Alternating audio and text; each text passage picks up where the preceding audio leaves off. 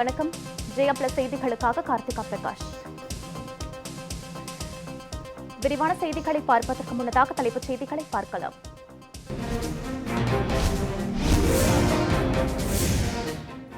ஜம்மு காஷ்மீரின் லடாக் எல்லைப் பகுதிக்கு சென்றார் பாதுகாப்பு அமைச்சர் ராஜ்நாத் சிங். முப்படை தலைவர் பிபின் ராவத், ராணுவ தளபதி முகுந்த் நரவனேயுடன் இணைந்து எல்லையில் இன்று ஆய்வு.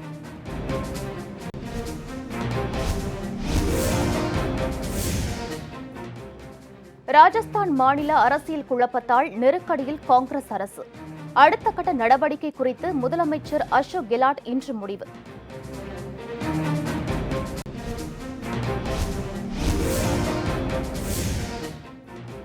இந்தியாவில் இருந்து அமெரிக்காவிற்கு இன்று முதல் பயணிகள் விமான போக்குவரத்து. பிரான்சிற்கு நாளை முதல் விமானங்கள் இயக்கப்படும் என விமான போக்குவரத்து துறை தகவல்.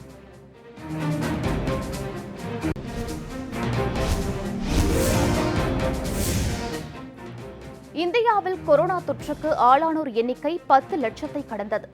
வைரஸ் பாதிப்பால் இதுவரை 25,609 பேர் உயிரிழப்பு.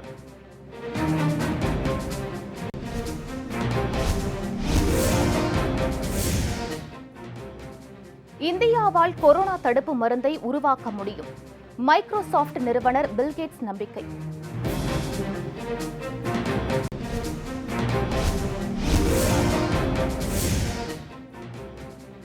உலகிலேயே அமெரிக்காவுக்கு பிறகு இந்தியாதான் அதிக கொரோனா பரிசோதனைகளை செய்துள்ளது. வெள்ளை மாளிகை அறிவிப்பு.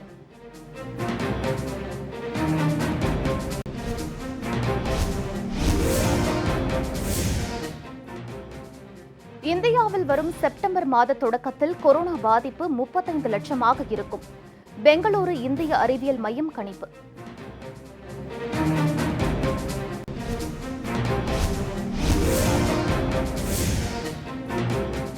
சென்னை மாநகராட்சி ஊழியர்களுக்கு ஆன்டிபாடி சோதனை செய்ய திட்டம்.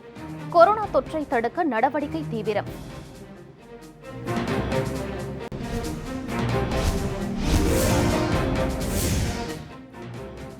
கொரோனா தொற்றால் அன்றாட வாழ்வில் அவசியமாகி போன கிருமி நாசினி. தொடர்ந்து உபயோகிப்பதால் ஏற்படும் பிரச்சினைகள் குறித்த செய்தி தொகுப்பு.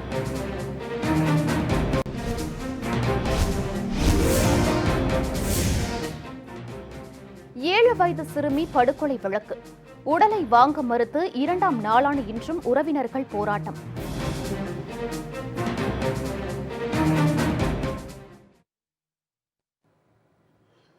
இனி விரிவான செய்திகள்.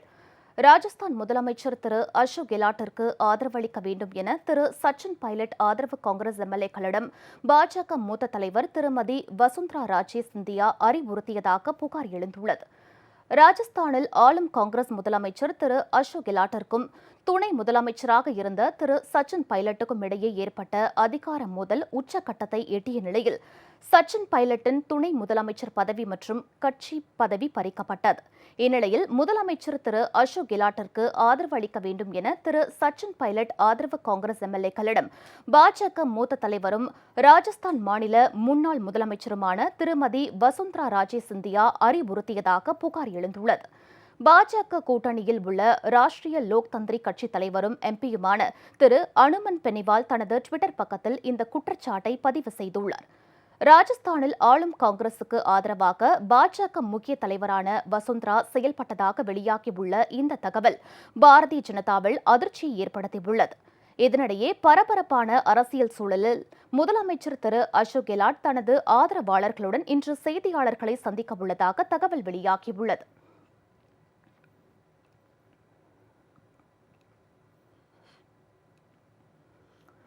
தகுதி நீக்கம் தொடர்பாக ராஜஸ்தான் சட்டப்பேரவை சபாநாயகர் அனுப்பிய நோட்டீஸை எதிர்த்து திரு சச்சின் பைலட் தாக்கல் செய்த வழக்கு அம்மாநில உயர்நீதிமன்றத்தில் இன்று பிற்பகல் விசாரணைக்கு வருகிறது. ராஜஸ்தானில் காங்கிரஸ் எம்எல்ஏக்கள் கூட்டத்தில் பங்கேற்காத திரு சச்சின் பைலட் மற்றும் அவரது ஆதரவு எம்எல்ஏக்களை தகுதி நீக்கம் செய்யக்கோரி கட்சி கொறடா சட்டப்பேரவை சபாநாயகருக்கு பரிந்துரை செய்தார். இதுகுறித்து விளக்கமளிக்க கோரி சச்சின் பைலட் உள்ளிட்டோருக்கு சபாநாயகர் திரு சிபி ஜோஷி நோட்டீஸ் அனுப்பினார். இந்நிலையில் சபாநாயகரின் நோட்டீஸுக்கு எதிராக ராஜஸ்தான் உயர்நீதிமன்றத்தில் சச்சின் பைலட் மனு தாக்கல் செய்தார்.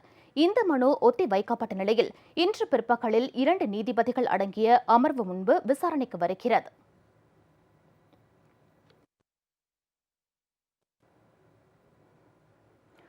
ஐநா சபை பொருளாதார மற்றும் சமூக கவுன்சில் உயர்மட்ட கூட்டத்தில் பிரதமர் திரு நரேந்திர மோடி இன்று உரையாற்றுகிறார். அமெரிக்காவில் நியூயார்க் நகரில் இருந்து செயல்படும் ஐக்கிய நாடுகள் சபையின் பொருளாதார மற்றும் சமூக கவுன்சில் உயர்மட்ட கூட்டத்தில் பிரதமர் மோடி காணொலி காட்சி மூலம் இன்று உரையாற்றவுள்ளார். இந்திய நேரப்படி காலை 9:30 மணி முதல் 11:30 மணி வரை அவர் உரையாற்றுகிறார். கூட்டத்தின் இறுதி நிகழ்ச்சியில் நார்வே பிரதமர் மற்றும் ஐநா சபை பொதுச் செயலாளர் அன்டோனியோ குட்டரஸ் ஆகியோருடன் இணைந்து மோடி கலந்துரையாடுகிறார். ஐநா பாதுகாப்பு கவுன்சிலின் நிரந்தரமற்ற உறுப்பினராக இந்தியா தேர்வான பின்னர் முதல் முறையாக பிரதமர் உரை நிகழ்த்த உள்ளார் என்பது குறிப்பிடத்தக்கது.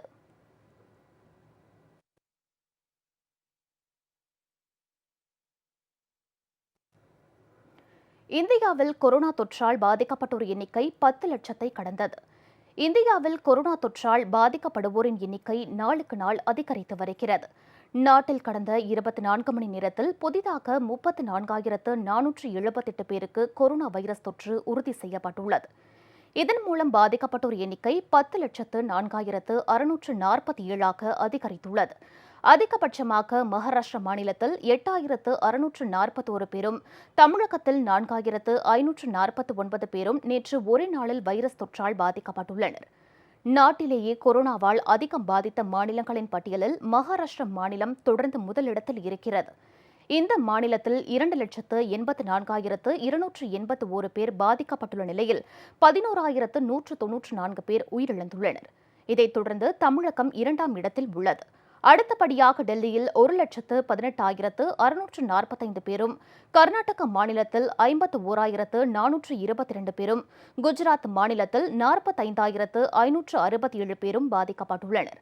நாடு முழுவதும் 6,36,569 பேர் கொரோனாவில் இருந்து பூரண குணமடைந்து வீடு திரும்பியுள்ள நிலையில் தற்போது 3,42,079 பேர் மருத்துவமனைகளில் சிகிச்சை பெற்று வருவதாகவும், கொரோனாவுக்கு 25,609 பேர் பலியாகியுள்ளதாகவும் தெரிவிக்கப்பட்டுள்ளது.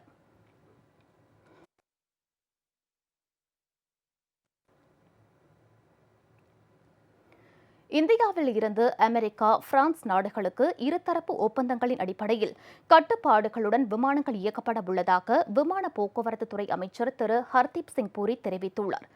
டெல்லியில் செய்தியாளர்களிடம் பேசிய அவர், ஏர் பிரான்ஸ் நிறுவனம் நாளை முதல் அடுத்த மாதம் 1ஆம் தேதி வரை டெல்லி, மும்பை, பெங்களூரு ஆகிய நகரங்களில் இருந்து பாரிஸுக்கு 28 விமானங்களை இயக்கப்பட உள்ளது.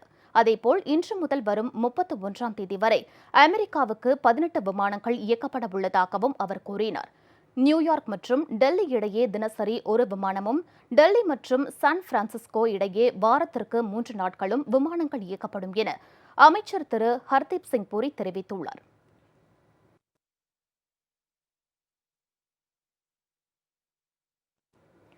இந்தியாவைச் சேர்ந்த மருந்து தொழிற்சாலைகளால் கொரோனா தடுப்பு மருந்தை கண்டுபிடிக்க முடியும் என மைக்ரோசாப்ட் நிறுவனர் திரு பில்கேட்ஸ் நம்பிக்கை தெரிவித்துள்ளார். டிஸ்கவரி சேனலில் வைரஸுக்கு எதிரான இந்தியாவின் போர் என்னும் ஆணவ படத்தில் பங்கேற்கும் பில்கேட்ஸ் தற்போது இந்தியா சந்தித்து வரும் சுகாதாரக்கேடு மற்றும் நகர்ப்புறங்களில் அதிகரித்து வரும் தொற்று குறித்து தனது கருத்துக்களை தெரிவிக்கிறார். இந்தியாவில் மருந்து உற்பத்தி தொழிற்சாலைகள் அதிக அளவில் இருப்பதையும், உலகம் முழுவதும் பயன்பாட்டில் உள்ள மருந்துகளும் தடுப்பூசிகளும் அதிக அளவில் இந்தியாவில் இருந்து தயாரிக்கப்படுபவை என்பதையும் குறிப்பிட்டுள்ள பில்கேட்ஸ், இந்தியாவில் உள்ள பல நிறுவனங்கள் கொரோனாவுக்கான தடுப்பூசி கண்டுபிடித்து உலகுக்கு உதவ கடும் முயற்சி எடுத்து வருவதாக தெரிவித்துள்ளார். தனது அறக்கட்டளை இந்தியாவுடன் இணைந்து பயோடெக்னாலஜி துறையில் ICMR உள்ளிட்ட அமைப்புகளின் வழிகாட்டுதலுடன் பல நற்பணிகளை செய்து வருவதாகவும் பில்கேட்ஸ் தெரிவித்துள்ளார்.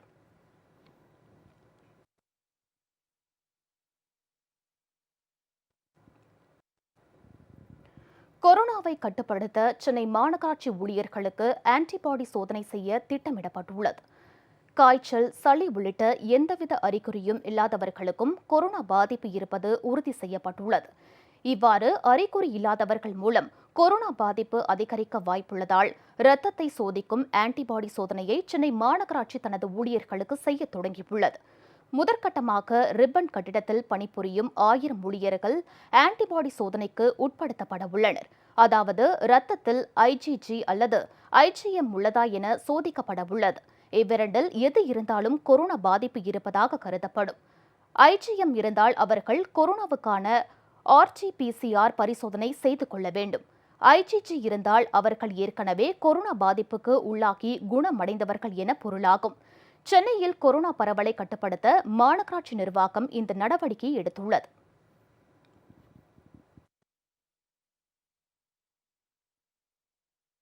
கடலூர் மாவட்டம் விருத்தாச்சலம் அருகே வரதட்சணை கொடுமையால் பெண் தற்கொலை செய்து கொண்ட வழக்கில் கணவன், மாமனார், மாமியார் ஆகிய 3 பேரை போலீசார் கைது செய்தனர். கள்ளக்குறிச்சியைச் சேர்ந்த சோபனாவுக்கும் விருத்தாச்சலத்தைச் சேர்ந்த விஜயகுமாருக்கும் கடந்த 2 ஆண்டுகளுக்கு முன்பு திருமணம் நடைபெற்றது. இந்நிலையில் சோபனா தூக்கிட்டு தற்கொலை செய்து கொண்டதாக அவர்களது உறவினர்களுக்கு அதிர்ச்சி தகவல் வந்தது. இதனையடுத்து சோபனாவின் சகோதரி ஜெயக்கொடி விருத்தாச்சலம் காவல் நிலையத்தில் இது தொடர்பாக புகார் அளித்தார். அதில் தனது சகோதரியிடம் வரதட்சணை கேட்டு தொல்லை கொடுத்ததாகவும் பின்னர் அவரை அடித்து தூக்கில் தொங்கவிட்டு உள்ளதாகவும் தெரிவித்துள்ளார். மேலும் சோபனா மரணத்தில் உள்ள மர்மத்தை கண்டுபிடிக்க வேண்டும் எனவும் அவர் புகாரில் கேட்டுக் கொண்டுள்ளார். இதனைத் தொடர்ந்து நடைபெற்ற விசாரணையில் உயிரிழந்த சோபனாவின் கணவர் விஜயகுமார், மாமனார் அன்பழகன், மாமியார் செல்வராணி ஆகிய 3 பேரை போலீசார் கைது செய்து விசாரணை மேற்கொண்டு வருகின்றனர். மேலும் தற்கொலை செய்யும் முன் சோபனா பேசிய வீடியோ தற்போது வெளியாகியுள்ளது. கொரோனா பரவலுக்கு பிறகு ஹேண்ட் சானிடைசர் நமது வாழ்வில் அன்றாட தேவைகளில் ஒன்றாக மாறிப்போய்விட்டது. ஆனால் அடிக்கடி ஹேண்ட் சானிடைசர் உபயோகிப்பதால் ஏற்படும் பிரச்சினைகளை குறித்து விவரிக்கிறது இந்த செய்தி தொகுப்பு. கொரோனா வைரஸ் தாக்குதலிலிருந்து நம்மை தற்காத்துக் கொள்ள மருத்துவர்கள் அடிக்கடி கை கழுவ சொன்னாலும் வெளியிடங்களில் கை கழுவ முடியாத சூழலில் ஹேண்ட் சானிடைசரை உபயோகிக்கிறோம். இந்தியாவில் ஹேண்ட் சானிடைசர் பற்றி பலரும் அறிந்திராத நிலையில் கடந்த 6 மாதங்களில் மட்டும் பல 100 கோடி ரூபாய் அளவிற்கு ஹேண்ட் சானிடைசர் விற்பனை அதிகரித்துள்ளது. ஆனால் பலர் அதையே அடிக்கடி உபயோகிக்கின்றனர். ஒரு நாளில் பல முறை ஹேண்ட் சானிடைசர் உபயோகிப்பதால் பல்வேறு பிரச்சனைகள் ஏற்படுவதாக மருத்துவர்கள் எச்சரிக்கின்றனர். நமது கைகளில் இயற்கையிலேயே பல நன்மை செய்யும் பாக்டீரியாக்கள் இருக்கின்றன. இவற்றால் நமக்கு பல நன்மைகள் கிடைக்கின்றன. அடிக்கடி ஹேண்ட் சானிடைசர் உபயோகிப்பதால் அவை கொல்லப்படுகின்றன. இதன் காரணமாகவும் பல நோய் தாக்குதலுக்கு ஆளாகலாம். அதில் உள்ள ஆல்கஹால் இயற்கையாக கைகளில் உள்ள ஈரப்பதத்தை நீக்குகிறது. இதன் காரணமாக கைகளில் வறண்டு, அரிப்பு, வெடிப்பு உள்ளிட்ட பிரச்சனைகள் ஏற்படலாம். வறண்டு வெடிப்புடன் காணப்படும் கைகளில் கிருமி தொற்று ஏற்படவும் வாய்ப்புள்ளது. ஆக கொரோனா வைரஸை கொல்ல உபயோகப்படும் ஹேண்ட் சானிடைசர் காரணமாக வேறு கிருமி தொற்றும் ஏற்படலாம். ஒரு தரமான ஹேண்ட் சானிடைசரில் 60% அளவிற்கு ஆல்கஹால் இருக்க வேண்டும். ஆனால் சில நிறுவனங்கள் ஆல்கஹாலுக்கு பதில் ட்ரைகோசின் என்னும் பொருளை கலந்து விடுகின்றன. இந்த வேதிப்பொருள் பூச்சிக்கொல்லி மருந்துகளில் பயன்படும் பாக்டீரியா கொல்லியாகும். இது நம் உடலுக்குள் சென்றால் தைராய்டு சுரப்பி பாதிப்படைந்து ஈரல் மற்றும் தசைகள் பாதிக்கப்படலாம். எனவேதான் சாப்பிடுவதற்கு முன்பு ஹேண்ட் சானிடைசர் உபயோகப்படுத்த வேண்டாம் என்று எச்சரிக்கப்படுகிறது. ஏனெனில் அதில் உள்ள வேதிப்பொருட்கள் நம் உடலுக்குள் சென்று செரிமான மண்டலத்தை பாழ்படுத்தலாம். ஹேண்ட் சானிடைசரை சில சமயம் குழந்தைகள் விழுங்க நேரிட்டால் அவர்களின் நோய் எதிர்ப்பு சக்தி வாழ்நாள் முழுவதும் பாதிக்கப்படலாம் என்று மருத்துவர்கள் எச்சரிக்கின்றனர். பல நிறுவனங்கள் ஹேண்ட் சானிடைசரில் வாசனைகளை சேர்க்கின்றனர். இதனால் கூடுதல் வேதிப்பொருட்களை சேர்க்க நேரிடுகிறது. இந்த இயற்கை மனமூட்டிகள் காரணமாக நாளமில்லா சுரப்பிகள் பாதிக்கப்பட்டு மாறுபட்ட ஹார்மோன்கள் உடலில் சுரக்க வைக்கப்படுகின்றது. இதனால் ஒருவரின் மரபணுவின் கட்டமைப்பு முதற்கொண்டு பாதிக்கப்படலாம் என்று கூறுகின்றனர். ஹேண்ட் சானிடைசரில் காணப்படும் அதிகப்படியான ஆல்கஹால் எளிதில் தீப்பற்றிக் கொள்ளும் திறன் உடையது. இதன் காரணமாக கைகளில் தீக்காயங்கள் ஏற்படுவதற்கான வாய்ப்புகள் ஏற்படுகிறது. அண்மையில் காரில் இருந்த ஹேண்ட் சானிடைசர் காரணமாக ஒரு கார் தீப்பிடித்த சம்பவமும் அரங்கேறியுள்ளது. எனவே முடிந்த அளவு சாதாரண சோப்பு போட்டு கைகளை கழுவுதலே சிறந்தது என்கின்றனர் மருத்துவர்கள்.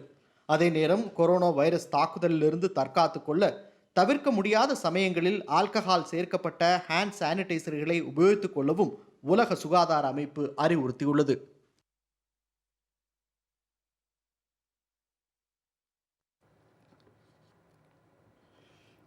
இனி வரும் நிகழ்வுகள் சிலவற்றை வேகச் செய்திகளாக தற்போது காண்போம். மேற்கு வங்க முதலமைச்சர் செல்வி மமதா பானர்ஜி கொரோனாவுடன் போராட வேண்டிய நேரத்தில் மத்திய அரசுடனும் ஆளுநருடனும் போராடிக் கொண்டிருப்பதாக அம்மாநில பாஜக தலைவர் திரு திலீப் கோஷ் விமர்சித்துள்ளார். கொரோனா வைரஸ், உம்பன் புயல் உள்ளிட்டவற்றால் மக்கள் கடுமையாக பாதிக்கப்பட்டுள்ளதாகவும் இந்த நேரத்தில் அரசு மக்களின் நலனில் கவனம் செலுத்த வேண்டும், மாறாக மக்களை பாதுகாக்க வேண்டிய காவல்துறை மக்கள் சேவையில் ஈடுபட்டுள்ள பாஜகவினரை அச்சுறுத்துவதாக குறிப்பிட்டுள்ளார்.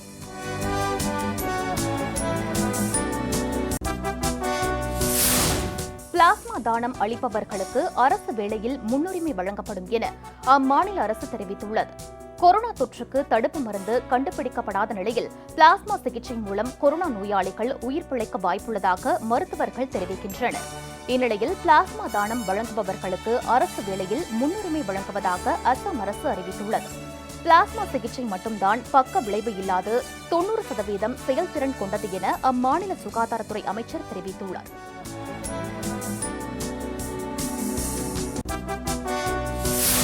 மும்பையில் அடுக்குமாடி கட்டிடங்கள் இடிந்து விழுந்த விபத்தில் பலி எண்ணிக்கை 7ஆக உயர்ந்துள்ளது. மும்பையில் கடந்த சில நாட்களாக கனமழை பெய்து வருகிறது. ஃபோர்ட் பகுதியில் தொடர்ந்து பெய்த கனமழை காரணமாக 2 அடுக்குமாடி கட்டிடங்கள் இடிந்து விழுந்தன. தகவல் அறிந்து சம்பவ இடத்துக்கு விரைந்த மீட்புப் படையினர் 23 பேரை உயிருடன் மீட்டனர்.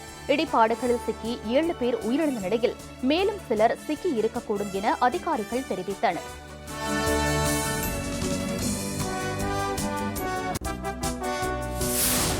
திருவள்ளூரில் கொரோனா பாதிப்பில் இருந்து மீண்டு பணிக்கு திரும்பிய போலீசாரை மாவட்ட காவல் கண்காணிப்பாளர் பூச்செண்டு கொடுத்து வரவேற்றார்.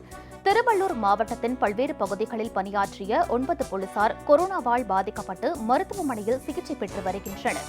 சிகிச்சையில் பூரணமாக குணமடைந்த காவலர்கள், ஆய்வாளர்கள் உள்ளிட்ட 9 பேரும் நேற்று பணிக்கு திரும்பினர். அவர்களை மாவட்ட காவல் கண்காணிப்பாளர் அரவிந்தன் பூச்செண்டு மற்றும் சான்றிதழ்கள் கொடுத்து உற்சாகமாக வரவேற்றார்.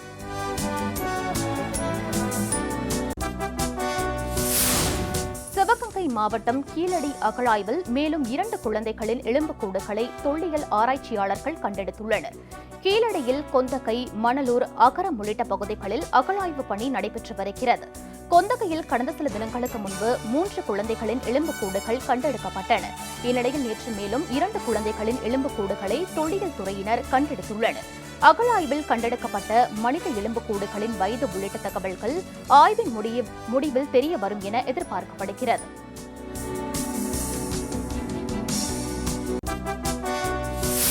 கொரோனா ஊரடங்கு காரணமாக ஆடி அமாவாசை அன்று பொதுமக்கள் வேதாரண்யத்தில் கடலில் குளிக்க தடை விதிக்கப்பட்டுள்ளது. நாகை மாவட்டம் வேதாரண்யம் கொடியக்கரையில் ஆடி மற்றும் தை அமாவாசை காலங்களில் ஏராளமானோர் தங்கள் முன்னோர்களுக்கு திதி கொடுத்து கடலில் புனித நீராடுவார்கள். தற்போது கொரோனா ஊரடங்கு அமலில் உள்ளதால் கோவில் திருவிழாக்கள் நடத்த முடியாத நிலை உள்ளது. இந்நிலையில் வேதாரண்யம் வட்டாட்சியர் அலுவலகத்தில் நாகை கோட்டாட்சியர் பழனிக்குமார் தலைமையில் ஆலோசனைக் கூட்டம் நடைபெற்றது. கூட்டத்தில் வேதாரண்யம் சன்னதி கடல் மற்றும் கோடியக்கரை ஆதிசேது கடலில் வரும் 20ஆம் தேதி ஆடி அமாவாசை அன்று பக்தர்கள் கடலில் குளிக்க தடை விதிக்கப்பட்டது.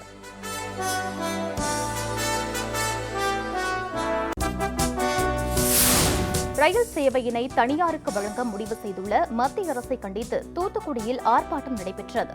நாட்டில் 109க்கும் மேற்பட்ட ரயில்வே வழித்தடங்களை தனியாருக்கு தாரை வார்க்க முடிவு மத்திய அரசு செய்துள்ளது.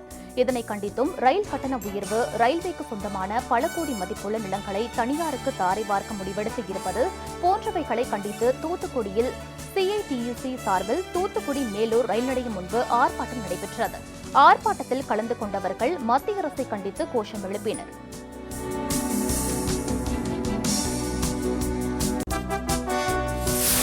கடலூரில் அம்மா மக்கள் முன்னேற்றக் கழகம் சார்பாக கழக நிர்வாகிகளுக்கு அரிசி மூட்டைகள் வழங்கப்பட்டன. கடலூர் கிழக்கு மாவட்டம் கடலூர் நகர கழகம் சார்பாக 28வது வார்டு மார்க்கெட் பகுதியில் ஊரடங்கால் வாழ்வாதாரம் பாதிக்கப்பட்டுள்ள வார்டு நிர்வாகிகளுக்கு அரிசி மூட்டைகள் வழங்கப்பட்டன.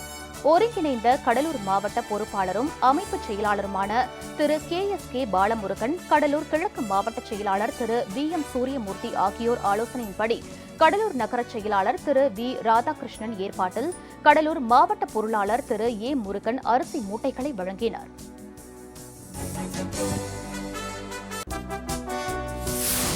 பெட்ரோல், டீசல் விலை உயர்வை கண்டித்து திருவாரூர் அருகே மனிதநேய மக்கள் கட்சியினர் நூதன முறையில் ஆர்ப்பாட்டத்தில் ஈடுபட்டனர். கூத்தாநல்லூரில் ஆர்ப்பாட்டத்தில் ஈடுபட்ட அவர்கள் ஆட்டோவுக்கு கண்ணீர் அஞ்சலி போஸ்டர் ஒட்டியும் ஆட்டோவை கயிறு கட்டி இழுத்தும் பெட்ரோல், டீசல் விலை உயர்வுக்கு கண்டனம் தெரிவித்தனர். மேலும் மத்திய, மாநில அரசுகளை கண்டித்து முழக்கமும் எழுப்பினர்.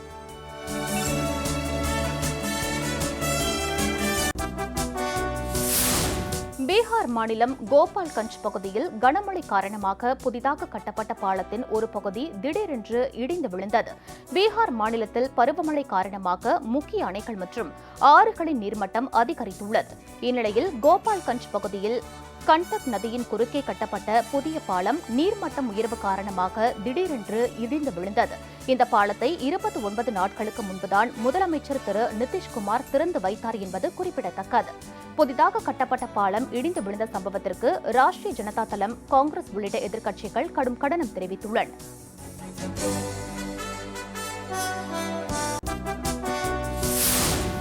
அசாமில் ஏற்பட்ட பெரு வெள்ளத்திற்கு 68 பேர் பலியான நிலையில் ஏராளமான வன விலங்குகளும் உயிரிழந்துள்ளன. அசாம் மாநிலத்தில் கடந்த சில நாட்களாக கனமழை பெய்து வருகிறது. இந்த மழைக்கு 68 பேர் உயிரிழந்த நிலையில் சுமார் 40 லட்சம் மக்கள் பாதிக்கப்பட்டுள்ளனர். புகழ்பெற்ற காசிரங்கா விலங்கியல் சாலை முற்றிலும் வெள்ளத்தில் மூழ்கியதால் 51 விலங்குகள் உயிரிழந்தன. 100 விலங்குகள் உயிருடன் மீட்கப்பட்டன.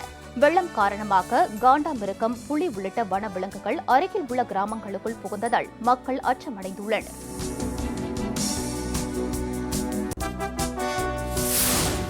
மும்பையில் கொட்டிய கனமழையின் காரணமாக நகரின் தாழ்வான பகுதிகளில் வெள்ளம் சூழ்ந்துள்ளது. மகாராஷ்டிரா, குஜராத், கோவா மாநிலங்களில் தென்மேற்கு பருவமழை தீவிரமடைந்துள்ளது. இதன் ஒரு பகுதியாக மும்பை நகரில் நேற்று கனமழை பெய்தது. வியாழன் காலை 8:30 மணியுடன் முடிவடைந்த 24 மணி நேரத்தில் சராசரியை விட 122% கூடுதல் மழை பெய்துள்ளது. கடந்த 5 ஆண்டுகளில் 24 மணி நேரத்தில் பதிவான 2வது அதிகபட்ச மழையின் அளவு இதுவாகும். மழை காரணமாக மும்பை நகருக்கு ஆரஞ்சு அலர்ட் விடுக்கப்பட்டுள்ளது.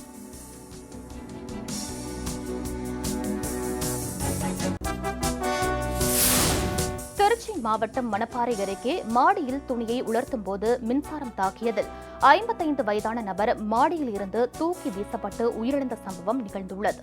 மணப்பாறையை அடுத்த மினிக்யூரையைச் சேர்ந்த ஆறுமுகம் என்பவர் குளித்துவிட்டு தனது துண்டை ஒரு கம்பியில் காயப்போட முயன்றபோது இந்த விபரீதம் ஏற்பட்டுள்ளது. பின்னர் சம்பவம் பற்றி தகவல் அறிந்த வளநாடு போலீசார் சம்பவ இடத்திற்கு சென்று உயிரிழந்தவரின் சடலத்தை மீட்டு உடற்கூறு ஆய்விற்காக மருத்துவமனைக்கு அனுப்பி வைத்ததுடன் வழக்கு பதிவு செய்து விசாரணை மேற்கொண்டு வருகின்றனர்.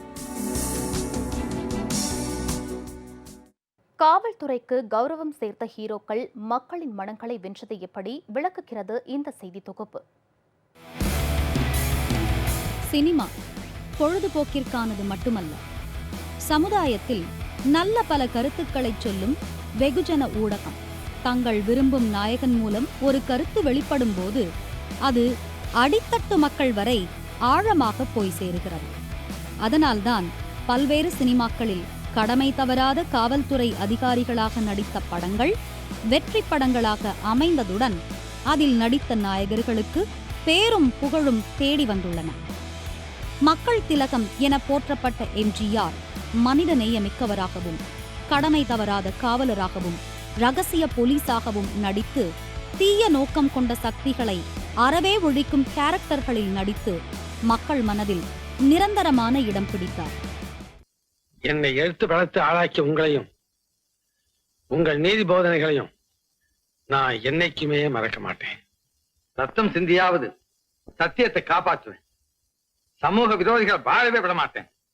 லஞ்சம் வாங்கவும் மாட்டேன். யாரையும் லஞ்சம் வாங்க விடவும் மாட்டேன். இது சத்தியம். தீர தீர வசனம் பேசும் காவல்துறை அதிகாரிகளை தங்கப்பதக்கம் சிவாஜி என்று கூறும் அளவிற்கு காவல்துறையின் சீருடையில் மிடுக்காக காட்சி தந்த சிவாஜி கணேசனின் நடிப்பால் காவல்துறையினர் மீதான கௌரவம் அதிகரித்தது. என்ன சுந்தரம், எங்க வந்த? சார், ஐல என்ன? காய்கறி சார். உனக்கு என்ன உத்தியோகம்? கான்ஸ்டபிள். கான்ஸ்டபிள் காய்கறி வியாபாரம் செய்யலாமா? Yes sir. No sir. எவ்வளவு நாள் அந்த வியாபாரம்? ஐயோ, சத்தியமா நான் வியாபாரம் பண்றது இல்ல சார். சின்னமா தான் காய்கறி வாங்கிட்டு வர சொன்னாங்க. அதான் மார்க்கெட்டுக்கு போய் வந்து உனக்கு உத்தியோகம் போலீஸ் ஸ்டேஷன்ல தான். Yes sir. போலீஸ் ஆபீசர் வீட்டுல இல்ல. Yes sir. இனிமே நீயே இந்த தவற செஞ்சாலும் சரி, எஸ் சார், இல்ல யாராவது உன்னை செய்ய சொன்னாலும் சரி, எஸ் சார், 2 பேர் மேலேயும் கடுமையான நடவடிக்கை எடுப்பேன். Yes sir. சார், வாமன்.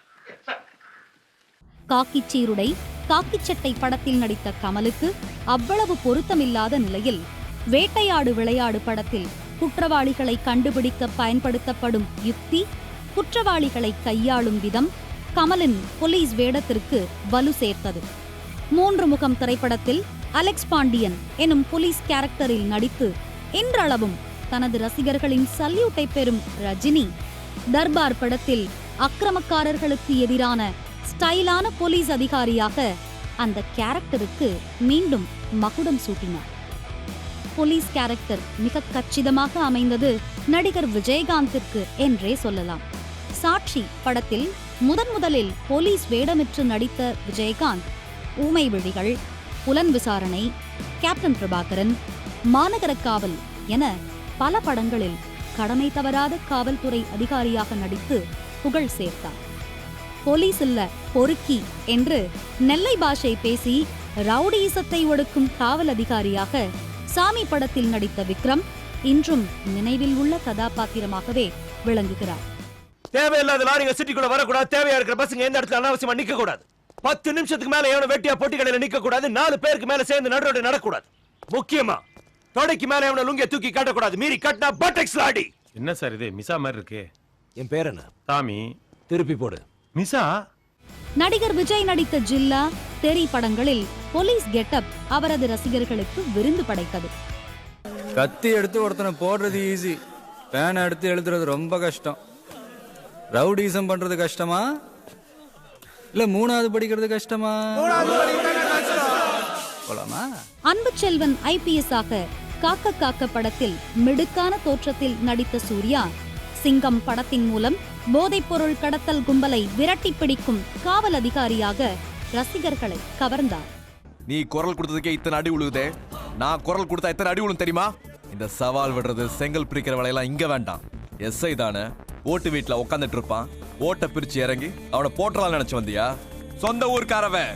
இங்க நிக்கிறவங்க பூரா சித்தப்பன், பெரியப்பன், அண்ணன், தம்பின்னு எல்லாம் பங்காளிங்கவன். என் இமையில இருந்து ஒரு முடி விழுந்தா கூட உன் கண்ணுல கத்தி எடுத்து சோர்வீர்வானவா. ஒழுங்கா பொத்திக்கிட்டு கையெழுத்து போட்டு போயிட்டாரு. அண்ணா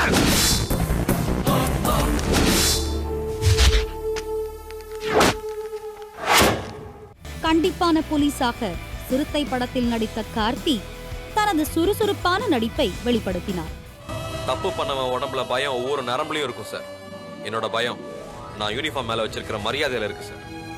தனி ஒருவனாக ஜெயம் ரவி, காக்கி சட்டை மூலம் சிவகார்த்திகேயன், சேதுபதியாக விஜய் சேதுபதி என போலீஸ் கேரக்டருக்கு பெருமை சேர்த்த நிலையில் ஒரு முறையாவது போலீஸ் கேரக்டரில் நடிக்க வேண்டும் என்கிற ஆசை எல்லா நடிகர்களுக்குள்ளும் இருந்தாலும் அந்த கேரக்டருக்கான மிடுக்கு, கம்பீரம் உள்ள நடிகர்களால் மட்டுமே வெற்றி நாயகர்களாக தங்களை நிலைநிறுத்த முடிந்தது.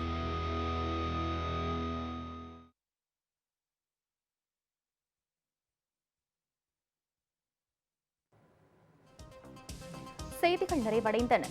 அடுத்தடுத்த நிகழ்வுகளுக்கு தொடர்ந்து பாருங்கள் ஜெயா பிளஸ் செய்தி சேனல்.